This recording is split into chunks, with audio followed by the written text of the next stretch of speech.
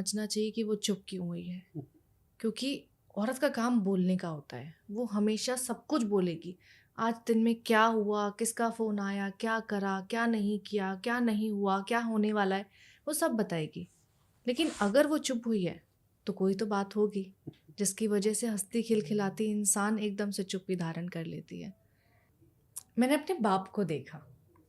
जिस घर में एक लड़की अपने बाप को देखती है ना, मेहनत करते हुए, कमाते हुए, अपनी ज़िंदगी में पूरी ज़िंदगी अपने बच्चों के ऊपर लगाते हुए, मुझे लगता है वो बच्चा अपने आप संभल जाता है, समझ जाता है कि आदमी क्या करता है। उसके बाद मेरी शादी हुई।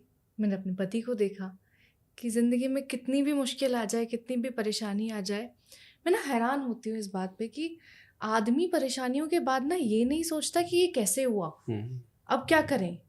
वो ये सोचता है कि इसको सॉल्व कैसे किया जाए। हम परेशानियों को लेके ना दुख मनाते हैं कि ये हो गया, वो हो गया, ज़िंदगी बर्बाद हो गई, अब क्या होगा। हम अपने लिए दुख मनाते हैं।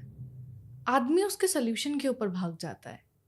उसको वो इमोशन पे रिएक्ट करने का वक्त ही नहीं चाहिए होता है कि मैं इतनी देर में रिएक्ट करूँगा, उस बारे में सोचूंगा, परेशान होऊंगा, इतनी देर में तो चीज़ें हल हो सकती हैं। मेरी शादी को 5 महीने हुए थे सुरेंद्र, और हम लोग बॉम्बे में रहते हैं। बॉम्बे में हम दोनों ने मैं शादी के बाद जिस घर में गई हूँ, जिस घर को मैंने अपना बनाया था, वो बॉम्बे वाला घर था हमारा। और 5 महीने के बाद आप देखते हैं, आप घर से बाहर गए हैं किसी काम को लेके, रात को 1:30 बजे आप वापस घर के अंदर घुस रहे हैं, और जैसे ही दरवाज़ा खुलता है देखा पूरा घर राख हो रखा है, सब कुछ जल गया।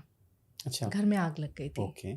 और मैं लिटरली, अब लड़कियां क्या है, लड़कियों की अगर परेशानी देखती हैं तो हम पहले रोती हैं, बिलखती हैं, तड़पती हैं कि ये क्या हो गया अपने साथ में।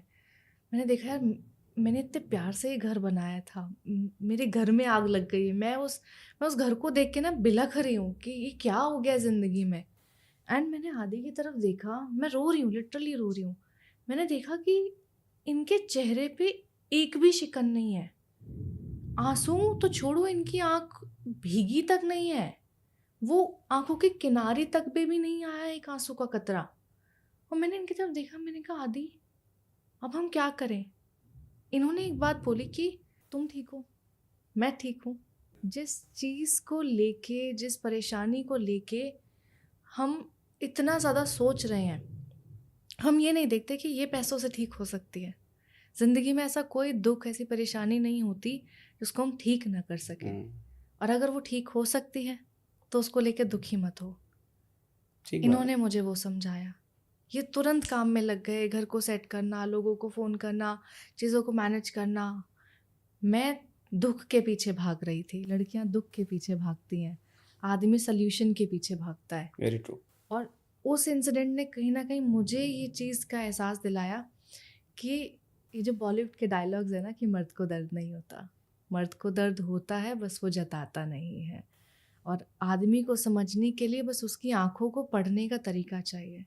जिस दिन आप आदमी की आंखों को पढ़ना सीख जाओगे ना, उस दिन आप ये सीख जाओगे कि भले ये बोले ना, परेशान ये भी होता है। आदि, आपके अंदर कहाँ से आई ये स्ट्रेंथ? भाई वही है भाई, मैं हमेशा हर पॉडकास्ट में ये बात बोलता हूँ कि मैं जितनी भी बातें करता हूँ या जितनी भी मेरे अंदर आज के टाइम में समझ है, वो मेरे माँ बाप को देख के मुझे काफ़ी आई है। मैंने अपने फादर को स्ट्रगल करते हुए देखा है। बहुत कम लोग जानते हैं, मेरे फादर 2000-3000 की नौकरी करते थे, और जगमोहन डालमिया बीसीसीआई के जो चेयरमैन थे उनके पीए हुआ करते थे। ऑल ऑफ सडन कुछ हुआ और सारी नौकरी वोकरी चली गई, सारी चीज़। तो मेरे फादर ने ज़ीरो से फ्लैट लैंड के ऊपर एक घर बनाया, पैसे लेके, कर्जा लेके। रात को, मैं बचपन में ना एक आदत होती है लड़कों की, सर्दियाँ होती है जब भाप से डरता है, हर लड़का डरता है। जैसे ही वो स्कूटी की आवाज़ आई गेट पे, भाग के टीवी बंद करो और रजाई के अंदर घुस जाओ। तो हमारी हमेशा आदत होती है कि रजाई को हल्का सा ना उठा के नीचे से देखते रहो क्या हो रहा है मूवमेंट, कि हमारे बारे में टेस्ट में फेल हुए, मम्मा ने बताया नहीं बताया। तो मेरे को आज तक वो मोमेंट याद है। मैं ऐसे हल्की से रजाई उठा के देख रहा था कि टेस्ट की बातें ना हो, स्कूल की बातें ना हो। मेरे फादर की आंखों में आंसू थे और मेरी मदर के पास बैठे, और फुसफुसाहट में मुझे आवाज़ आ रही थी कि लोग ताने मारते हैं कि हमारे पास कुछ नहीं है।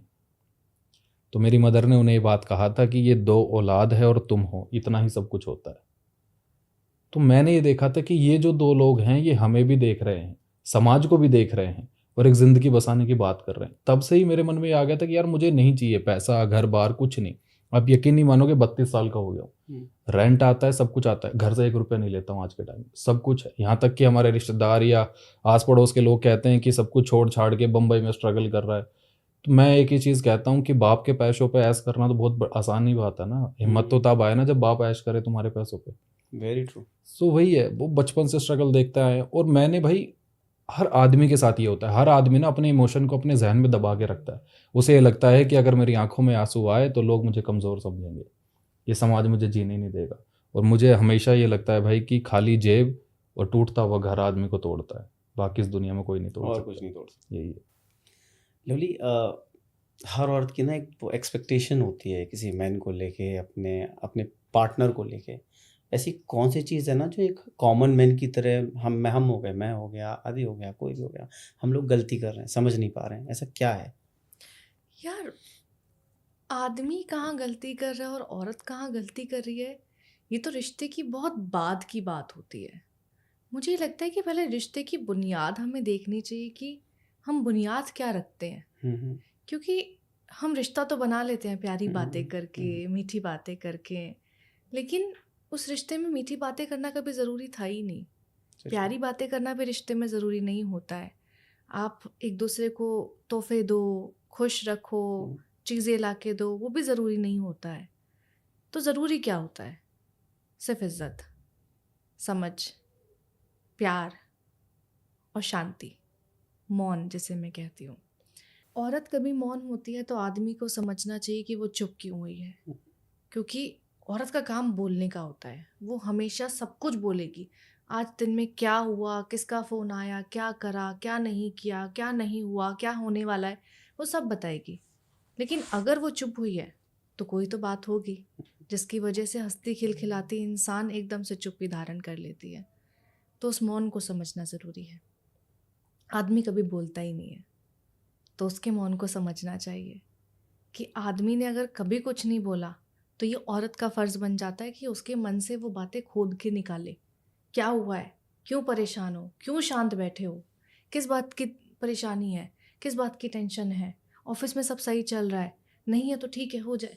आप परेशानियों को निकालो, ये औरत का काम होता है। क्योंकि आदमी नहीं बोलता, उसको सिखाया ही नहीं जाता बोलना कि आप एक्सप्रेस करो।